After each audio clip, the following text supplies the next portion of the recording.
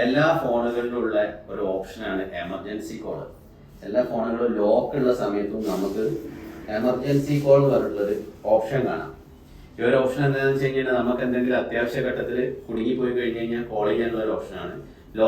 ലോക്കുള്ള കണ്ടീഷനിൽ നമുക്ക് ഈ എമർജൻസി കോൾ ചെയ്യാൻ പറ്റും. പക്ഷെ ഇതിന് വേറൊരു ഉപയോഗം കൂടിയുണ്ട്. ഇദ്ദേഹത്തിന്റെ പേര് അതുല്. ഇയാളെ കയ്യിൽ നിന്ന് 9 മാസം മുൻപ് നഷ്ടപ്പെട്ടു പോയ ഒരു സെറ്റാണ് ഇത് iPhone X.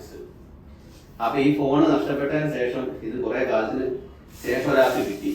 അയാള് ഇത് നമ്മുടെ അടുത്ത് ലോക്ക് പൊട്ടിക്കാൻ വേണ്ടിയിട്ട് കൊണ്ടുവന്നതാണ്. അപ്പൊ ആ സമയത്ത് നമ്മൾ ഈ ഫോൺ എടുത്ത് നോക്കുന്ന സമയത്ത് എമർജൻസി കോളിനകത്ത് കുറച്ച് കോണ്ടാക്ട്സ് സേവ് ചെയ്ത് വെച്ചിട്ടുണ്ട്. ഇയാളെ ഫ്രണ്ടിന്റെ ഉണ്ട്, പിന്നെ ഫാദർ നമ്പർ ഉണ്ട്. അപ്പൊ ഞങ്ങൾ ഇതില് ഈ എമർജൻസി കോളിൽ വിളിച്ചു കഴിഞ്ഞപ്പോൾ ഇയാളെ ഫാദറെ കിട്ടി. അങ്ങനെ ഈ ഒരു ഫോണ് നമ്മളിപ്പോ തിരിച്ചു കൊടുക്കുകയാണ്. അപ്പൊ എല്ലാവരും ഇതുപോലെ ഈ എമർജൻസി കോൾ എന്ന് പറഞ്ഞാൽ ഇതിൽ ഡീഫോൾട്ട് ആയിട്ട് 112 എന്ന് പറഞ്ഞിട്ടുള്ള ഒരു നമ്പർ ഉണ്ടാവും.